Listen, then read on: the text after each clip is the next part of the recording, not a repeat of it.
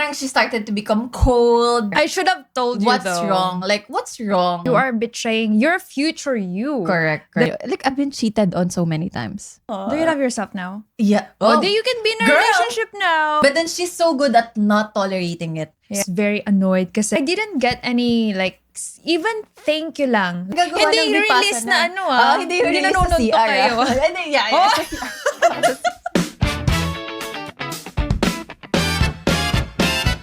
Hey guys, so this is Michelle Carpio and this is the Gen Z Entrepreneur Podcast. It's been a while since we last had like an episode. I didn't really post anything after 2 years, but today we have a guest, which is a lot of you know already, Hameah Yap, and this is a brand new podcast for us because of course after a couple of years, bago na yung wisdom and knowledge and what are the things that have changed already. So we're Comes very, with very age. excited. Yeah. Comes with age. Okay. We're still young. Yes. So let's go ahead and start. All right. Maybe you can introduce yourself first, like very quick for those people who don't know you yet. Hi, what guys. do you do? Nothing. Are you happy? I'm happy. Oh, happy Valentine's Day, by the Happy way. Valentine's Day, That's the reason why we're wearing red. Yes. Happy Valentine's Day. Okay. Intro? Yeah. Ano ba Your yung intro name, what do you do? Wala nga akong ginagawa ngayon. I'm just chilling. I'm living and I'm being. Oh. Tapos na to. I love my job. Sabi nga nila, ang meaning daw ng job is joy on being. Okay, so Like Miss Ham, we do have a lot of questions, but can you take us back to the version of yourself who hadn't met her yet? So what was your life like and what was missing? Her, you, diba? Kasi we're talking about each other. Yeah. Diba? Life like, and what was missing? No, I think it's your background, like you. Hindi, before her nga, before us. Before our friendship. Kasi ang start, How would you nag-away sa How would you even know me before yun we nga. met? Who are we before we met each other? Kaya nga, who are you eh? Who are you who- before we met each other? So before you we tell became us. Ano ba to? Sabog? Ano ba yan? Oh my God! O sige, ang quick answer was Okay. this. This was missing. The fun, the laughter, Yeah. It was like a boring the time. girlhood, the ano. I know. Okay, sige. Take me back to the version of yourself. Version of myself when we haven't Met met. each other pa. Yeah. I was a very selfish person. Yeah, kasi when I was younger. ba? Yeah, when I was younger. So the expectations of my parents were like you have to do this and do that. You have to achieve this and that. So that was my only goal, like to be a valedictorian. Don't care about anything else. So okay. when I grew up and then I went here sa Manila, parang even sa corporate life, like I don't care about sa teammates as long as I can hit my KPI. Okay. So I was very selfish before, but then when we met each other, I feel like I started to care more about other people. I started like thinking about I started thinking about like really being interested about what you like. Actually, yeah, I do what feel that. triggers you. I feel that. I feel so Yeah. loved. I feel so loved. Yeah, so that was me before. That was the first thing that I have thought of. Oh, that's so good. Yung sinabi ko, I feel so loved. And it's not just me. Parang even my family knows it. Nung birthday ko last year, na diba, you gave me, nag-bake ka. Yeah. Sabi ng kapatid ko, grabe no, she loves you so much. Sabi ko, Oh. parang even other people, even my family sees it. Parang, Yeah. So who were you? before I met you. Yeah. I think I'm more of like, kasi you inspired me to, okay, sige. So, di ba we met ng freelance? Mm-hmm. So, I was in the journey of, hindi pa nga ako sure eh. Transitioning. Yeah. Na parang half-half. Parang, ano ba, gagawin ko ba to or not? But then when I met this girl, she was like 19 years old. Yung first memory ko of her was when we first met, di ba? we were in a, I think Grab yun. Tapos we're gonna meet Mama, si Mama D. And then super kasi siya, like, everyone knows her na she's like action taker talaga. Like, she really posts, like, talagang very gritty. Yeah, ganun. exactly. That's what I'm talking about. And I don't care about you guys. As long Tapos as... ako, may full-time job pa ako noon. So, parang, sige, I'm just gonna try this freelancing. Hindi ako sure, ganyan. Meron naman akong like, I'm earning, ganyan. Yeah. So, sabi niya, yung iba dyan, mga hindi nagva-value post, gumano siya. Kasi I wasn't taking Like, any nagpaparinig action. ako talaga. When I first sabi ko, I like this girl. Yung grit niya and yung confidence niya na, like, she's really gonna get stuff done. So, yun yung na-inspire ko sa kanya. Sa'yo. Na-inspire ko sa'yo kasi, like, at a young age, you really have this confidence in you na talagang you're gonna change your life. You're gonna change your life and turn it around for you, for your family. Aww. Ako kasi parang kemi-kemi lang. So, doon ako talaga na-inspire. Okay, I think I need to be like her. Really? A little bit. Kasi I'm too chill. I'm too lax. I think that was our difference, to be honest. Nasa opposite. Kasi ako parang, I felt like ako yung bunso. I have so many sisters. Kaya parang sobrang chill ako in life. Pero siya, talagang she has to, like, really do things for...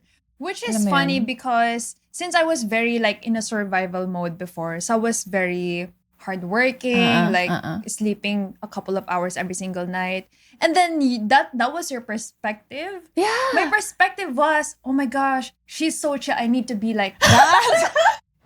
That's why I need balance. I need balance, please. Yeah. Ako, I want to be like...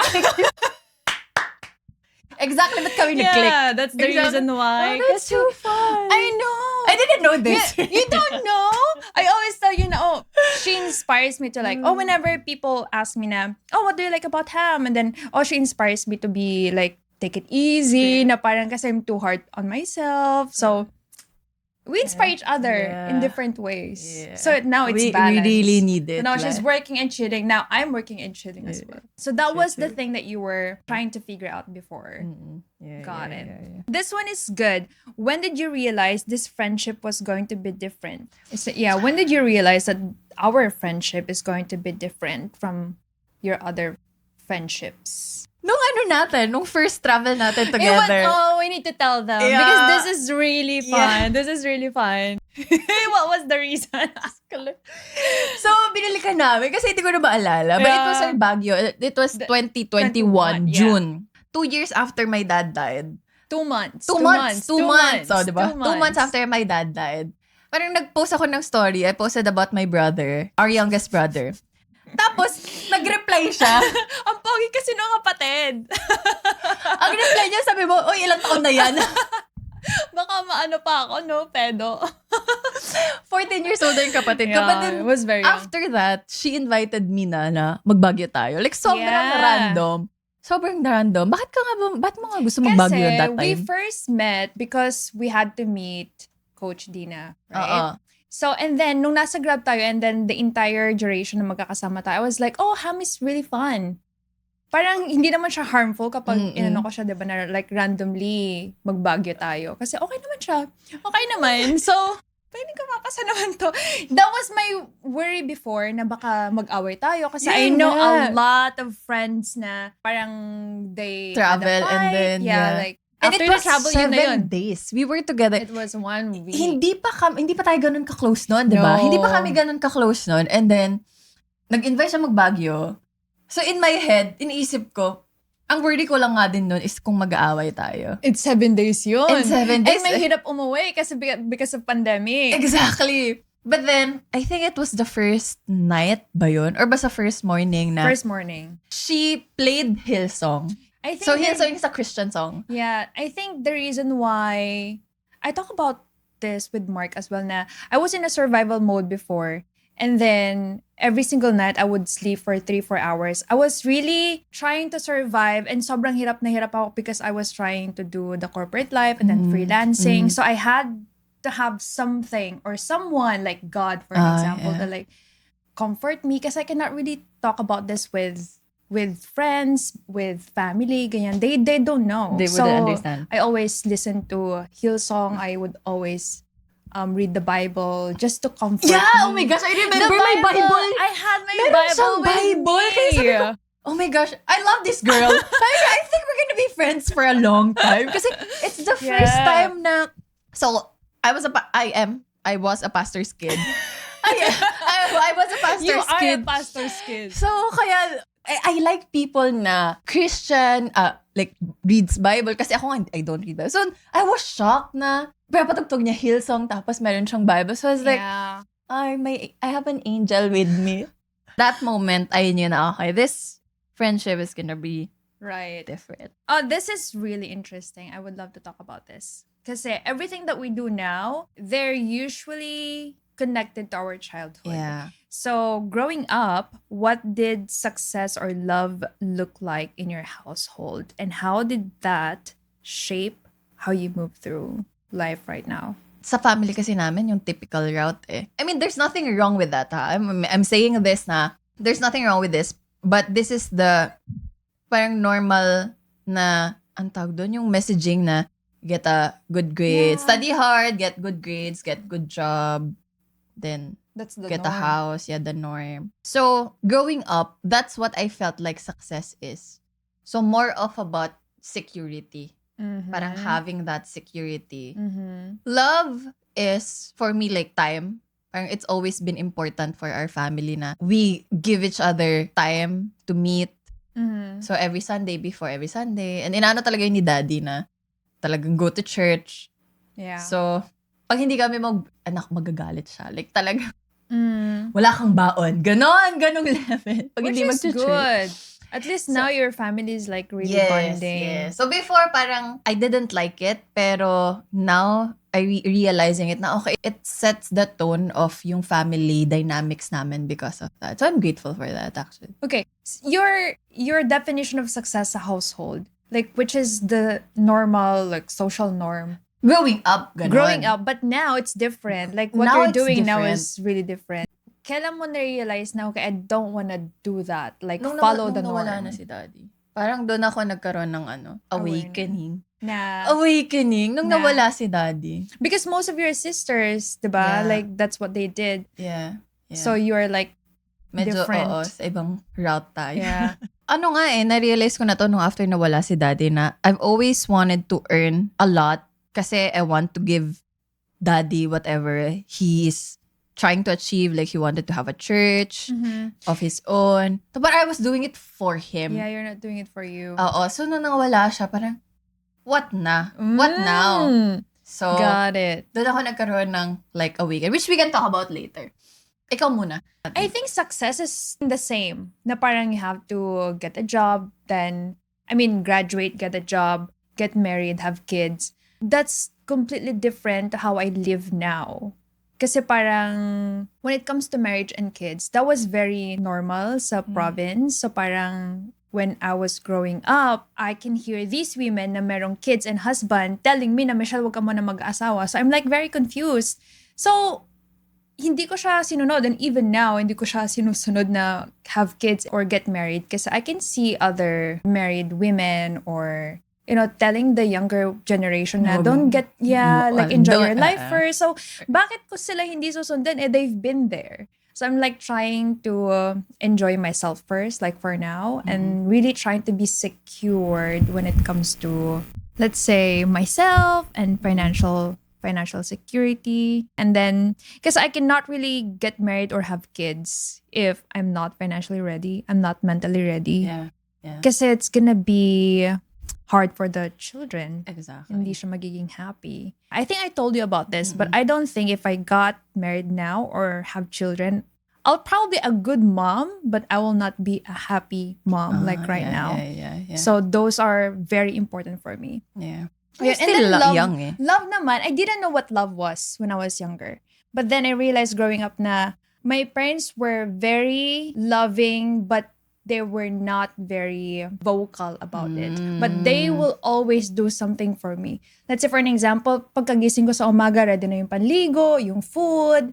So, hindi nila masabi yun, but I know that they love me, they love my siblings. So yeah, I think acts of service yung Kaya yan din yung love language mo, so I'm no? very Yeah. so That's also your love language. someone like you for an example, even preparing the granola, I feel so loved. Like she would always prepare the yogurt and granola every single morning or give me like yung tea. Like I feel so loved. So that's the reason why I am also doing things for you because I want you to feel loved as well. I too feel tortured.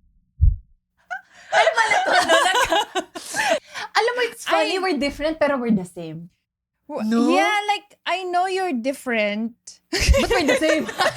Ano daw? I know that she's different from me because we balance each other, right? Like, sobrang different tayo na you were so chill and then I'm like, like, parang push. Like, always pushing for, like, always working, always. Kasi, you grew up na hindi ka panganay. Or gitna kasi ako eh. Tapos maraming gitna kasi. Yeah. So, and you do have, like, a secured job when we met. My initial thought or impression before was you were a happy-go-lucky girl because I was. because she and that's grew not up. a good thing for me. That's not a good thing. She grew up kasi na you know you have like support like from the parents or from your ate ganyan. Sa akin kasi wala, so I had to really push risky. it. I was risky nga. Yeah, Careless. Yeah. Exactly. So that was our difference. But for some reason, we're still clicking. Yeah. Baka tayo talaga, girl. Alright. Ayaw. Okay, game. What's next? Ito na. This is the tea. Oh my gosh. What's the biggest fight or misunderstanding you've had? After nito, pwede na tayo mag-break. Sige. You talk about this and then. Okay, yeah. What's the biggest fight or misunderstanding you've had? And did you think the friendship would survive it? Ikaw yung so the reason why we wanted to talk about this kasi I feel like a lot of people think na our friendship is perfect. Yeah. And there's no relationship na perfect. May it be friendship. There's no relationship in the world na perfect. There will always be like misunderstanding or fight. But then if you survive that or if you work through that, then dun yung masasabi na okay. Ano talaga, this person is gonna be with me either a lifetime or for a long time, ganyan. 2 years, diba? 2 years. Ang dami nating napuntahan noon, diba? So, we went to Baguio, we went to Siargao. With my mom and my sister. Yeah. Saan pa tayo napunta? Nag-LU tayo. LU. Like, we went to a lot of places. Diba? We're always together. Kaya ang dami naiinggit na, I wanna have that kind of friendship as well. And then, I think the main reason why we drifted off was because of communication, really. And I strongly believe that most relationships are usually drifting off because of communication. Because of communication. And partly kasi yung communication is something that I'm trying to learn. Kasi when I was younger, communication in our household was very hard. Like kapag sumagot ka, you are disrespectful. So, I always had to take it in. Like, sarilinin mo na yun, Michelle. Or, you are not allowed to talk back kasi you're gonna be disrespectful. So, nadala ko yun sa adulthood na even relationships na very important for me, if emotion is involved, especially kapag relationship na very intimate relationship, like you or boyfriend, romantic relationship. But pag business, easy, I can talk about it. But pag emotional na, like where there are emotions involved, parang it's hard for me to talk about. So, there was an issue between us. You can talk about it. I think sobrang petty niya nga eh. If you think about it. Petty nga siya. Yeah. Para lang alam, may idea sila kung ano yung nag-drift off because. Yeah, because of It's a client, 'di ba? Parang same client. Kasi 'di ba you started e-commerce ganyan. Tapos so syempre wala nga akong alam. So like everything I knew about e-com or Shopify is from her. Yeah, so I learned everything from her. Talaga. Feeling ko, naging emotional ako because I feel like nung nag-start ka ng mag-Shopify, you became busier and then wala na tayong time for each other. And I felt like you were only messaging me because you need I need something. When you needed something. Okay. So, parang sabi ko... But I didn't know that. And I didn't know that. Because I didn't communicate. So, I was a coward back then na parang I was very emotional about it and then nag-manifest na siya and then parang naging busy na ako tapos naging busy ka na with the clients and all. And she was in a relationship and at I was that also time. in a relationship. So parang okay, I cannot, it's okay na hindi tayo mag-usap because Pero I'm I had also, some- like when we talked about it nga earlier, I know I'm also at fault. Kasi at that time, I also wasn't still mature enough. Although I'm older than you ng ilang years. Sabihin na beep! Wala ilang years, pero I'm much older than her. Pero, syempre, like, communication is, like, it's a learning, like, it's always a work in progress, like, communicating. Yeah. So, I knew that something was wrong because parang she started to become cold, ganyan. Tapos parang, hindi na, like, iba na yung conversation. Yeah. A lot of people were even asking na, so Bakit hindi na kayo? Tapos, sabi ko lang na, she's busy. May Ganyan agency. din yung lagi kong sagot. Pero parang I realized na I should have reached out and really asked her. I should have told you what's though. wrong? Like, what's wrong? Pero Yeah. I did not kasi I was also a coward at that time. I didn't want confrontation or parang iniisip ko, iniisip ko, It was so hard. nag-reason out ako in my head. You Nag-reason made out a ako. story in your Oo, head. nag-reason out ako na, hindi siguro, lang, baka busy siya. And okay lang kasi meron naman siyang, in a relationship naman siya. So, hindi ko na din in-effortan. Which is totally wrong kasi I think that's also when relationships really start to drift off na obviously dalawa talaga yung na relationship. Yeah. Diba? One is hindi niya sinasabi. The other one is hindi niya tinatanong. Yeah. So there should always be a listening and a questioning. Yeah. Like, diba? I think I also believe na if a relationship falls out, it's most of the time both of you are in fault. Always yun. Hindi naman siya like one person lang. It's always. It's two ways. It's a relationship. But then we worked it out. yeah, and Nung then naging single na siya. because I was also like going out with this guy. Dating. And then I was talking to him about this because I really love our friendship. I really love our friendship. And then I was talking about you with this guy, and then he was like, if you think this relationship is worth it, then you have to message her, or at least you have to reply to her kasi you were replying to my stories before. So sabi ko, okay, sige, papuntahin ko siya dito sa condo. Condo na nga to na parang dalawang condo na hindi mo pa napuntahan yung dating condo. So lumipat ako after I broke up with my ex, and then when I saw her, my first impression, you shrunk! yeah, I sobrang like nipis ang muscle na. I'm yeah, kasi I super was like very happy for you. Nag-transition ka. Transition. yeah. Honestly, after fixing that or after communicating, naging stronger yung relationship namin for together. Sure, yeah. Kasi the first time na nag-meet ulit tayo after a year, Yeah. we processed it. And then after that, like that specific night, we booked a flight to Dubai. Like Right away. I was like, you know what? Let's go to Dubai. And then we celebrated your 25th? 25 ka ba? 24. 24th. We celebrated her 24th 24th birthday. So it was really Yeah. Dubai. Yeah, that was fun. That was fun to reminisce. Yeah. I feel like most relationships, if let's say nagkaroon nga ng problem and then nagiging like stronger after the communication. Yeah, you really have to communicate. I think doon ko nga na-practice yung communication eh. Sa galap, like personal strength, yung communication ko nasa dulo eh. Yung weakness ko. Tapos tumaas na siya after. That's good. That's relationship. really good. Period. So if guys, alam nyo na you have to work on your communication, then work it out talaga. So, Practice it. Practice it. So whenever I date someone now, like after that, like super easy na for me to communicate my feelings na. Yeah. Like process the emotions first and then communicate You it. have to process it. But first, syempre, you have to be aware. Kim-kimin. Accept first. Acceptance. Nasaan na? This. What's something she's called you out on that? You didn't want to hear but needed to. Something that you didn't want to hear from me or you were afraid to hear from me. Diba nung pumasok ka sa condo and then I think I was the first one who started talking about it kasi I had to let it out. Like my emotions, like let it out. Yeah, so not really hearing it from you, but I was afraid to admit it. That I was a coward and I was really, my shortcoming was not really communicating.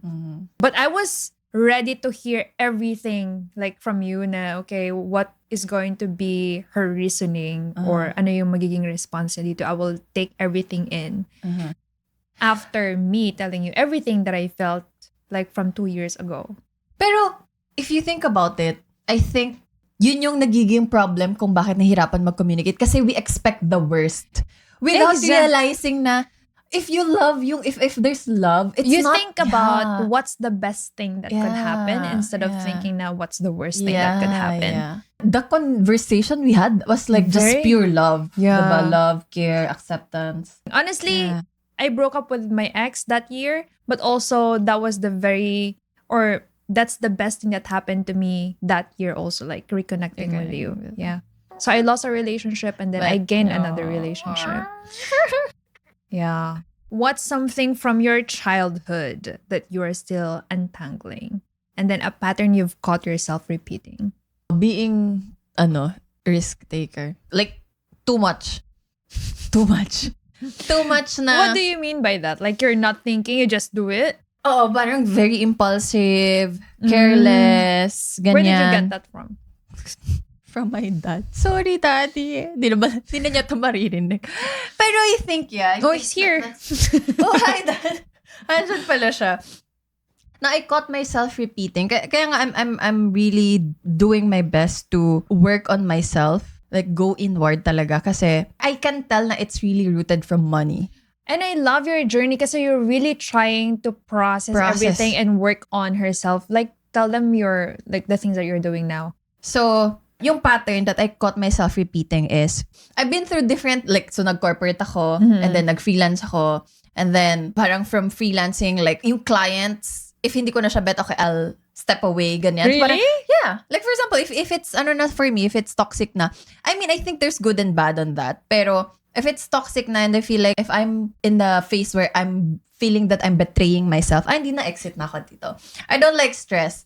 But then also, at the same time, syempre, it affects... dito pala yung camera. It affects yung finances mo. Kasi syempre, if you're not doing anything or paano yung finances? So, ngayon, yung thing that keeps repeating is rooted talaga sa money. So, I've always had this greed and fear towards money. And I realized that when I did... So, ngayon kasi I'm focused on trading. Like, trading the financial market. So, kitang-kita ko when I'm being greedy or when I'm being fearful. And it's all rooted in how I grew up. Kasi growing up, my parents always fight over money. So, my realization about that is sobrang different din kasing parents ko. So, my dad grew up na rich. Like, high school pa lang, may kotse na siya, may driver siya. My mom is on the opposite side. Like, talagang poor na she has. I mean, but yeah, my mom will say this na talagang hirap talaga sila growing up. They got together at a young age. So, my mom was just 18 years old. Imagine that. Tapos, she became a mom. So, parang growing up pa lang, money na talaga has always been an issue. Kasi, I can see myself, syempre, there are times na tinitingnan ko yung situation ko versus you. So, inisip ko, bakit I feel like, for me, it doesn't flow as flowy? Kasi may friction. May friction talaga. And that's something na hindi ko kasi pa na-work on sa akin. So, doon na nga papasok yung risk, being impulsive, careless, not intentional. So, right now, I'm doing meditation. So, I just did Vipassana. So, I came from Vipassana, which is like a 10-day silent retreat. Tapos, I served. So, it's a really good journey kasi you get to sit down with your mind, like just hearing your thoughts. And then, doon ko na-realize na, okay, kapag someone else's voice is in my head, I have to be aware na, okay, that's something na I got from the past. Na it's not me. Pero kasi we grew up, diba? I think humans grew up na we absorb things. But then, something that taught me, na Vipassana taught me is, you have to observe. Observe, don't absorb. So, yun. You always have to observe what your emotions. Observe yung emotions mo. Yes, everything. exactly. Yes. Like being observant is really very, very Yeah. important. And your mind, ganyan, yung thoughts mo. Yeah. I think we were talking about this. Na Yes. parang like the judgment, like why are you judging her? Or why are you so annoyed? Yes. Kasi a couple of What days triggers you? Yeah. So I was talking to her about this like yesterday because a couple of days ago, we're all busy people, right? And then I usually get a lot of messages and requests or favor or questions. And then I would always take the time if I feel like this is like an urgent thing or important thing that this will really help the other person. I would usually take my time to answer the question. And then I got pissed or parang I was very annoyed kasi when I answered like very long, explanations and all, I didn't get any like even thank you lang. Like thank you lang, that's what I needed. And then I was asking myself, Michelle, why are you so annoyed? Bakit ba? Bakit ka na-trigger? Yeah, Ano bakit na-trigger na-trigger ka sa'yo? dito? And then I realized that when we were still kids with my siblings, we were taught to always say thank you because I grew up having nothing. So everything, if someone does something for me, someone gave us something, you would say thank you because you are grateful that, someone did this for you. And then I realized na, okay, it's because that is not your value. That is because that's not something that you would do to other people. Yeah. If someone does something for you, you would always say thank you. But that doesn't mean that they're wrong or that you're right or you're wrong and they're right. It's just that you have different values. So you have to let it go. Different So beliefs. if everyone is like aware of, or they can just take a step back and then think about why are you feeling this way instead of acting on it or parang maybe other people would block the other person kasi hindi sila nag-thank you or some sort of like something like that. So if people will just take the time to really process their emotions, observe like why are you like really process it kasi it's so easy to be reactive. And then you do something stupid, you say something stupid that you might regret later. This is why I love our friendship because we really try to process the emotions and then really talk about it. So that's awareness. Awareness. And so one of the things na I really like about Vipassana meditation, it's by the way guys, it's free.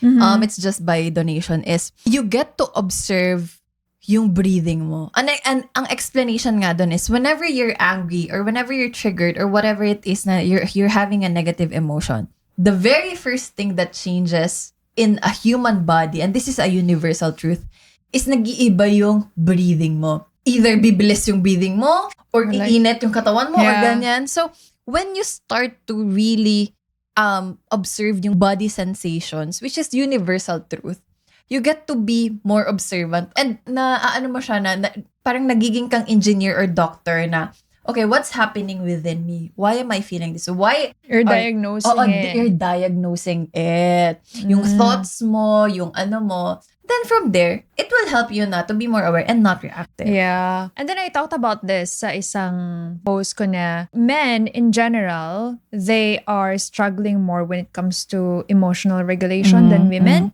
And that's the reason why 90% of population sa prison is men. Kasi us, we feel emotions. Like probably I have killed someone in my head already, but I know how to process my emotions na, Michelle, do not do stupid things. Process this first and then let it go.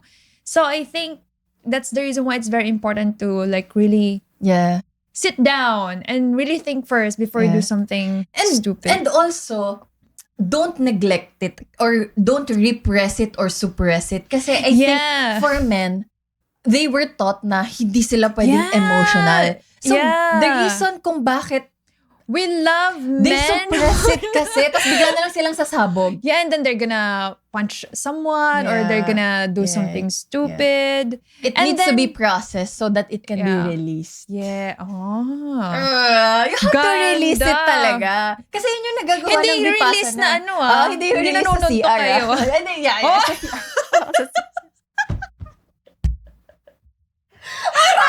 CR. Kasi nag-release. I think This is something that I always tell to my brother na, okay, you have to process your emotions kasi you're being emotional now. Kasi parang a couple of days ago, we were like having a conversation now. You're annoying me because you are now being emotional with all of these decisions that you're doing. So sabi ko sa kanya, please process your emotions first and then let's talk about it. That's good. Kasi, That's good. yeah, kasi parang he's being impulsive with something without even considering like the factors around it. Everything. Like, come ganyan on. ako eh. Oh my gosh, parang kami ng kapatid mo. Are you a man? Medyo. Sometimes she acts actually, like very boyish ako growing up. Yeah, she acts like a man. She thinks like a man I've sometimes. always been one of the boys. Anyway. Yeah. What's the worst betrayal you've experienced and how did it change the way you move through relationships? I think you're the one who has something to say about this because I couldn't really think about like betrayal that happened to me. It's more on you. This is something nga, diba, na we're talking about kanina na betrayal. It's not just about the relationships. Yeah, or... and it has different layers. Kasi you can betray yourself also. Self-betrayal, number one, parang yun yung first layer, self-betrayal. Second layer can be like outside na it can be someone betrayed you. Or you are betraying someone. Or you are betraying someone. So there are different layers. Maybe self-betrayal as simple as, let's say, not doing the things that you said you would do. You're betraying yourself because, let's say, integrity. You said na, I'm gonna go to the gym, but then you always make excuses. So you are betraying your future you. Correct. The future 100%. version of you. So that's 100%. another layer of betrayal. There's always like bad connotation about betrayal, like to other people or what you're doing to other people or other people doing to you. So what's the worst experience that you've experienced? Like betrayal, and how did that change you? The way I move through relationship. Let's say, for an example, if someone betrayed you or lied to you, did that change how you trust other people? Actually, now you're always trying oo. to look after yourself. Now it's hard for you to trust because maybe other people betrayed you before. Yeah. Let's say sa business, for an example. Pero alam mo, now that you're talking about it, You're thinking about it. sa mga exes ko, Ang dami niyang ex, guys, by the way. oh, I think we never talked, I never really talked about it. Pero I knew it at the back of my mind na the reason kung bakit, oh my gosh, 5 years single. 5 years na siyang single. Kasi I have trust issues with men. Oh, really? Yeah. Because of the Past. last Hindi, yung official relationship or the last? Yung mga before. Yeah, Okay, what was like the... when I was in high school, I've been cheated on so many times. Alam mo, hindi mo ba ito alam? I don't know. Ay, hindi ko pala ito na-share. We're sharing it on air. I was only interested with the last guy. Sino ba yung last guy? Next, move on. Pero yeah, definitely, yung betrayal You got was cheated like... on? I didn't know that. Yeah, twice. And then I asked you about this, like the relationship of your parents. Like, did that affect your relationship before with other guys? I think no. Ikat na natin. Pero alam mo, actually, realizing it now, if someone cheats on you, it's also your fault. Yung sa akin na I realized it na, it's because I did not love myself enough. Do you love yourself now? Yeah. You can be in a relationship now. Yeah, pero I want the best. There's a lot of relationships na, marriage, diba? Tapos they get divorced or, alam mo yun, nag-cheat nga and whatnot. But if you really look at it deep enough and or if really gonna dissect, ano yung root cause ng cheating? Lagi ring dalawa eh. Like for example, yung sa akin, I know because people will always feel the texture of your energy. Like the wave of your energy. energy. Yung, like, alam mo yun, even if it's ineffable, something that you cannot put into words, you will always feel the energy. And we were talking about this kanina, diba? About yun nga, din betrayal or jealousy or not being authentic.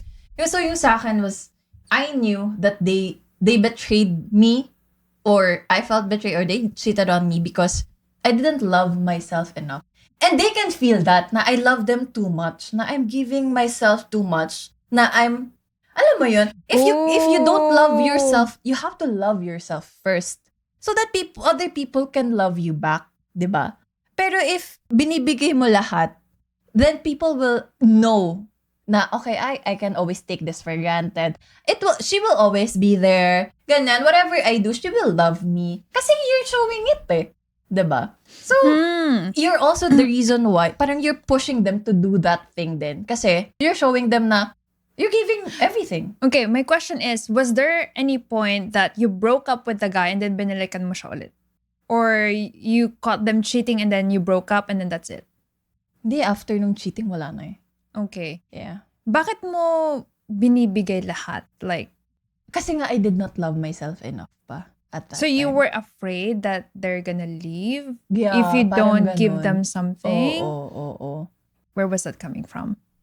I think, I got that a lot din from how my parents' relationship. Parents talaga. Yeah. Tita! Parang to ni Mami. Tita, isasal ko sa'yo yung link. Pero ngayon, I love myself na. Pretty sure. Yeah, she's not afraid to go on dates anymore. Yeah. Ikaw nga. Kaya, dun ko rin na-realize nga na bakit for the longest time, di ba, she always pushes me to go out on a date, to Bumble, ganyan. But then, I didn't have, when I was trying to process it, and after na to, nung Bumble dates, daming date yan, chas. Pero dun ko na-realize na, I did not trust myself enough pala, kaya I wasn't confident. I did not trust myself enough, I didn't love myself enough. Kaya, I don't want to date kasi it might just happen again. You know? You Whatever didn't happened. trust yourself. Yeah. So may quote dito si Caroline Maes. Sabi niya, you're always on the right path. You were never on the wrong path. You're not just managing it well right now. Period. Yeah. If you're feeling like, kasi you always know it eh. Na if you're misery, like if something's not right, you're struggling, you're in the right path. You're just not managing it well. So you have to go deep. What can you do to manage your life better? But how about those people who don't really have the time to just sit down and process everything?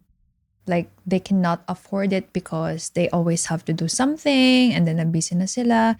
Like, it was easier for you because, let's say, you can just sit down and really process things. Or even me, myself, like, I can process things. But how about other people na, let's say, in survival mode? I couldn't think about these things. Like, if 2020, 2021, wala akong time dyan. I need to make more money. So, what's your advice Pero you for were, them? you were intentional. Kasi if you're gonna, sige, let's just make your life The example. Yes, you were hustling, you didn't have time and whatnot, but you were very intentional into reading books, into listening to podcasts, into, like, you really do year-end review, diba? So people need to do that. But we were talking about this earlier na if you're hustling for like more than 5 years, Yeah. parang there's something wrong na you're not revisiting what's happening in your life. Yeah, kasi in my TikTok videos, I always get comments from people na they've been working hard for 5 years, 10 years, let's say, in the freelancing industry, and then still the same. they're still the same, like same paycheck to paycheck or same amount of money that they're receiving every single month, for an example. And then I realized, what is my difference from these people? I think it's because of you don't tolerate things na you know you don't deserve. I have high standards. Yeah, and you're really good at that. And that's something that I really admire about you. Ano yan? Sige. Yeah, you don't tolerate Words of it. affirmation in love language ko, guys. Just She kidding. doesn't tolerate it. Like, for example, every time na you helped me realize this actually. Whenever I work, I give everything. I give everything to the point that I become burnout. Yeah. Diba? Yeah. And then, mayroon kang sinabi sa akin na you give too much kasi. Parang ganon. So, again, going back to, if you're giving too much of yourself, people will just like, okay, take it kasi okay lang pala. Yeah. Like, But then she's so good at not tolerating it. So, Yeah. you always need to be able to set boundaries. Na, hindi hanggang dito lang kasi I love myself. yeah, but that Diba? doesn't mean that you're selfish. It's Yeah, just that yeah.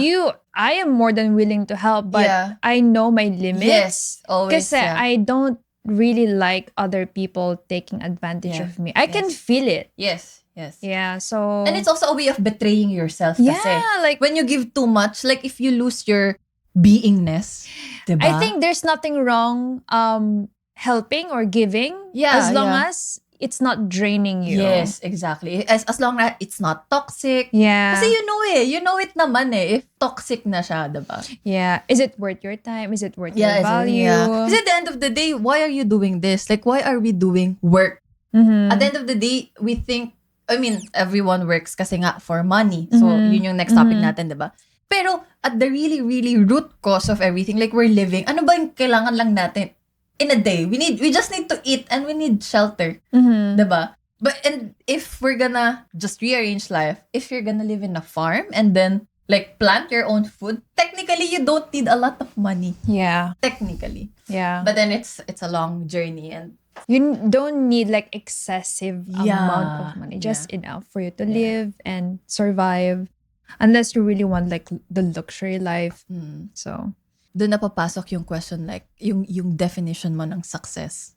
Diba? that is something that I still can't define. I think it changes over Yeah, time. it changes. Pero kasi, like, if your success definition is Just based money. on others, like, based on what the world says na it's money, being ganyan, then, you're not being true to yourself. Diba? Dapat yung Nakikigaya ka lang. Oo, nakikigaya ka lang. Dapat yung meaning mo ng success is Something true talaga for you. Yeah. Yun talaga yung gusto mo. na it's worth chasing. Yeah. Na it's worth your life. That Yeah. it's worth your time, your Na energy. at the end of like last breath, that was Yeah. the thing that you're chasing and you're happy with Yes, it. exactly. Yeah. We're moving on to the money. We're gonna talk about money. I love Money is this emotional. because a lot of people Emotionally are very charged. interested about Yes. this. Okay, what's your earliest money memory? The first time you understood your family's financial reality?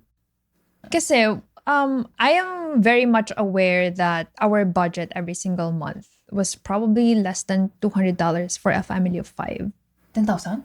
Yeah. Oh. Yeah.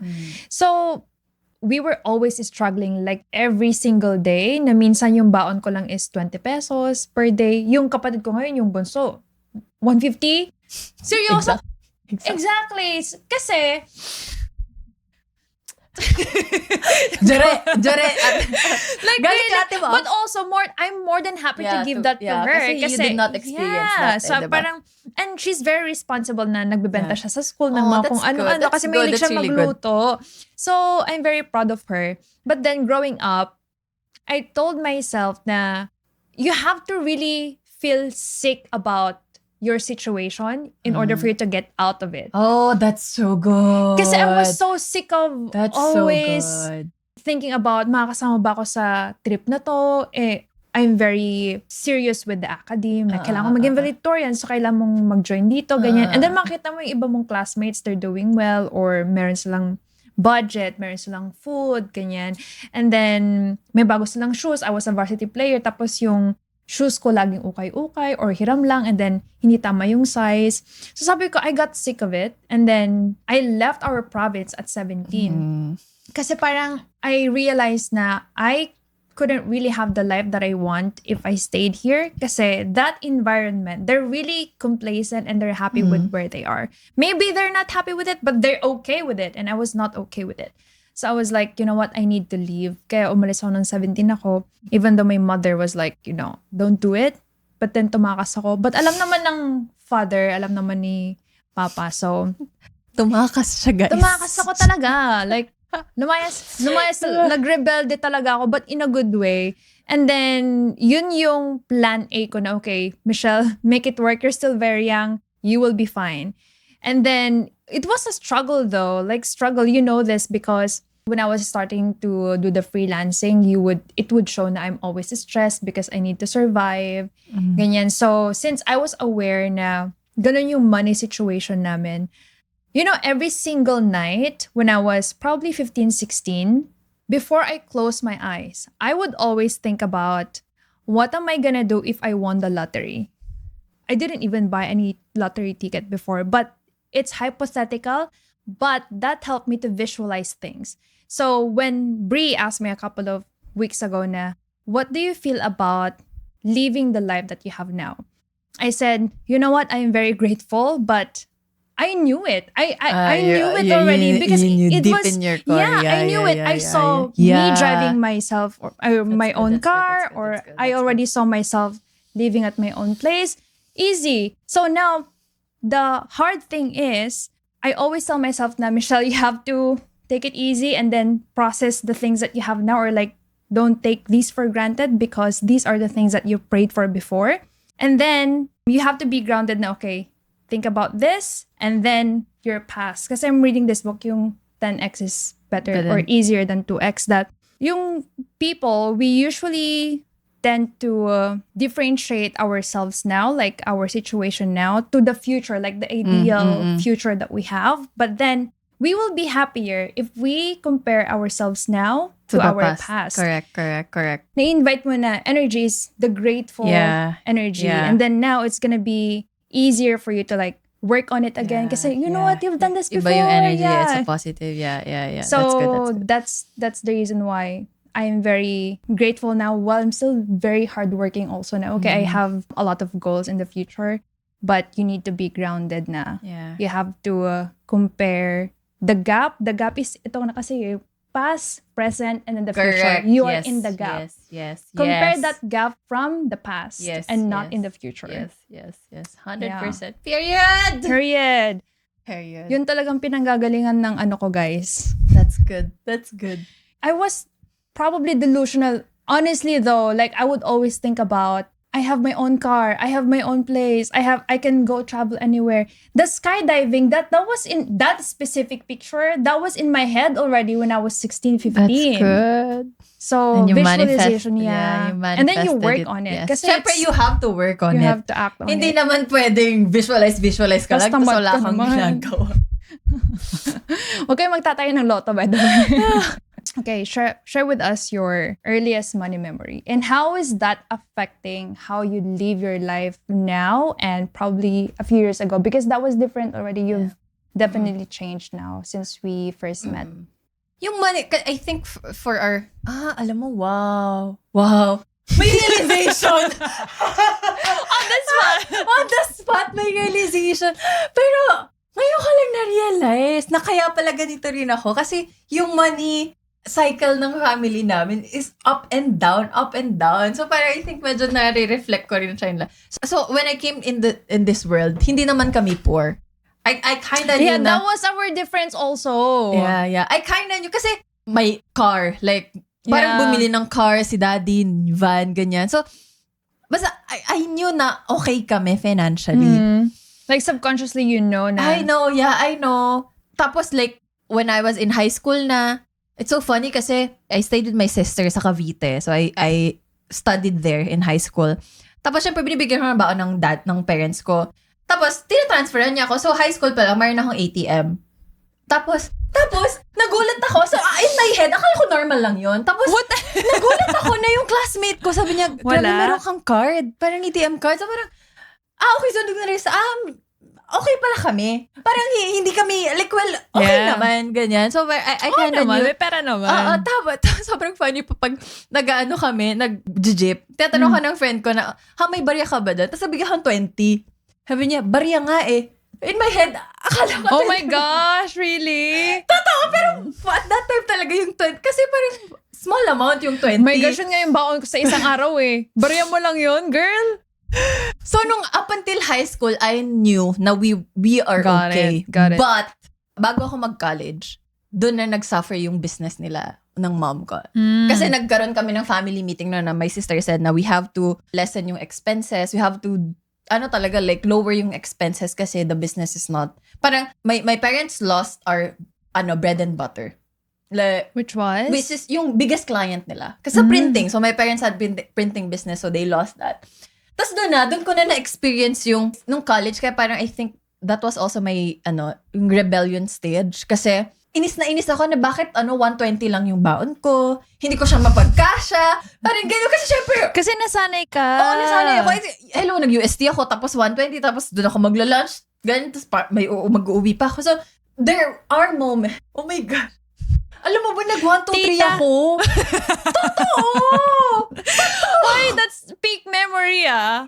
Totoo, nag 1, 2, 3 ako. Pero kasi kasalanan ko rin yun kasi syempre iinom kami. So yung, wala akong pamasahe pa gawin kasi pinag-inom ko. So kailangan ko mag 1, 2, 3 tapos magtutulog-tulogan. Magtutulog-tulogan ako sa gym. Oh my God. Pero at least na-experience ko yun. So doon ako doon na reality sa akin na okay, hindi na pala kami ganun ka well off. Na parang, yeah, okay. so, yun na, doon. Tapos, yun na, tapos nag-ano na ako, nag-work na ako after graduation ng college, nag-work na ako. Tapos, I think because nga ganon yung journey ng finances na, nahirapan na ako to adjust. When I started to have my first job, and I think okay naman yung... Gumastos ka lang. Gastos lang si ate, I think, girl. you know what, the first time that we met, I know na magastos siya. Gastos like, lang magastos talaga siya. Nakuha ko talaga yun sa daddy ko. Tito? Hindi kasi, I think na my dad died na he still got that na magastos talaga. Nasanay siya na wala. Oo, nasanay kasi young. siya. Yeah. Nakuha And it's mo talaga difficult. yun. It's difficult. So, kaya ngayon nga, kasi sabi ko That's sa the kanya reason na why she's being intentional I'm about very intentional it. with, hindi na ako add to cart checkout. Intentional kasi As ngayon in, ang gastos mo talaga. I know. Shit. Oh my gosh. Ang gastos niya talaga. Ang gastos niya talaga. Oh my gosh. I mean, magastos din naman ako, but I know where the money is going. I'm very intentional, like always about ako it. magastos ako tas hindi ko tinatrack yung finances ko, ganyan. Okay. Hindi ko siya nire-review. Ah, really? Yeah, I don't. Pero ngayon, at least ngayon, I do that. Yeah. Ito. This is very important kasi we were talking about this earlier. What do you wish someone had told you about money in your early 20s that had nothing to do with saving or investing? I wish, and this is something that I want, whoever doesn't know this yet, I wish someone told me that money is fake. That money is not real. It's that paper. That it literally is printed out of thin air. Kasi I did not know that I did not know na money was just printed out of thin air. So, there was when I first saw a clip on Instagram na money is printed out of thin air, in my head, huh? Totoo ba to? So, ginugol ko talaga ano yung history ng money, kailan nag-start yung money, ganyan. And then I found out na, shit, oo nga, money right now doesn't even have value na. Yeah. Before We're kasi, only putting value in it. before, money was backed by gold. Like literal gold. So, kaya meron siyang value. Pero ngayon, hindi na. It's not like that anymore. They just really print money and like just unlimited. Okay, now what does that something to do with how you I live? Yeah, how treat you live. na money. So, now that I know na money is just printed out of thin air and it's unlimited, and I have a deep sense of understanding na, yung sabi nga ni Elon Musk, basahin ko muna to, na money is just a database for exchange of goods and services. Money doesn't have power in and of itself. The actual economy is goods and services. So, if people, had I known, sana someone told me na money is literally just an exchange, which it is really. And money is a way of energy to flow. It just needs to flow so that yung economy will grow. Money is helpful kasi it makes things faster. Diba? Kasi kung walang digital money or basta kung walang money, bank and whatnot, yung mga businesses like e-commerce, Yeah, it's not gonna move. It's not gonna move. Hindi siya possible. Yeah. So that's why money right now is literally just an exchange of goods and services. And It's a medium. yeah, it's literally just a medium. So dapat you don't give money power over you. Kasi money is emotionally charged eh. Like, don't let it control you. Don't let it control you. Now, the question is, because that sounds very inconsiderate to people na they need money to survive. Because, let's say, if we told people na, oh, money is just, not real. yeah. What are they going to think about? And they need money to survive. So, what is the advice that you can give them, especially to the younger people, like 20s, for an example, na they always prioritize, like always trying to make more money until na burn out na sila, until they're being emotional, until they do something stupid because of money. So, dun pa lang na yung thought na nila is, I want money. Why do you want money? To survive? I mean, like, yung thinking na yun should be rewired to, you have to give value Value first. Para pumasok yung... Kasi money nga is just an exchange. It's an exchange of Yeah. goods and services. The only way that you will get money or other people will give their money to you is if you give them goods value. or services. Yeah, valuable for them. So like for example, for you, diba? Like you give so much value to a lot of businesses. That's why, Michelle, take my money. Yeah. Diba? So if ang thinking ng generation or younger generation is, I want money, you have to rewire na, what can you give first na valuable to other people? If yun na yung thinking mo, okay, I need to be more skillful or I need to improve this, then sobrang like, it's a positive effect right away. Kasi one, you're thinking of what value can I give and then how can you improve yourself? And if you grow, your money will grow. Okay. Now, a lot of people are very skilled, but they're still not earning enough. What do you think is the problem? Because Communication. I am pretty sure a lot of people are way, way, way better than us. Bakit sila, they're earning this amount of money and then we're earning this amount of money? So we're gonna go back to what you tolerate and yung communication. Diba? Kasi, like, I think hindi din natin masisi, but because Philippines went through 333 years of colonization ng Spain. So, we have, like, it's ingrained deep in our bones, in our genes, body, in our DNA, in our blood. Na wala, we're slave. So, up until now, kasi if you think about it, that's just 3 generations. Technically, 3-4 generations. Kasi my grandfather, umabot pa siya ng work. So, the reason why I'm here is because my grandfather went to the Philippines during World War II. So, imagine that's just 2 generations from me. So, because Philippines went through that, masyado na nating inaccept na we're slaves. And then we tolerate it. And we think that's okay. And if you think that's okay, and if you tolerate it, no matter how skilled you are, yun yung kasi yun yung willing ka exchange eh. Diba? That's why I said na one thing na I really admire about you is you don't tolerate. Like, as I know my value, I will not tolerate this. So that's why a lot of money comes to you. You attract it. Diba? Got it. Ikaw, what do you wish someone told you about money? Pero you're good at money eh. I can tell. Well, I had to really learn and improve my relationship with money. Kasi when I was younger, it was a scarce. So parang lagi kang magtitipid, save this, save that. So I learned how to take risks and then really use money to make more money and really try to trust other people as well, especially with their skills, like sa business, for an example. And really go out there na if you want to make more money, it's hard for people to pay you if they don't even see you. Yeah. So, service based, for an example. But when I was younger, it was a scar. So, parang dapat may huwag kang gumastos. But now, I'm spending money on myself. I'm spending money on people. Yeah. And I'm getting more. Yes, so, yes. just spend as long as it's very intentional and...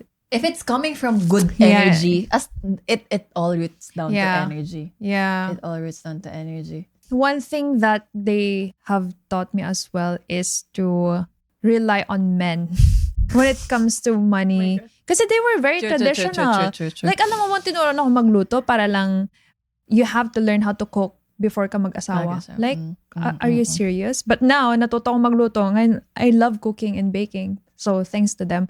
But yeah, I feel like normally, there's nothing wrong about relying to men or your husband, for an example. I would love my husband to pay for everything, honestly, while I'm doing my own thing. Girl things. Yeah. Doing girl. But solely relying on men For or like finance, it's gonna be hard kasi hindi ka makakalabas sa relationship if things went down. Yeah.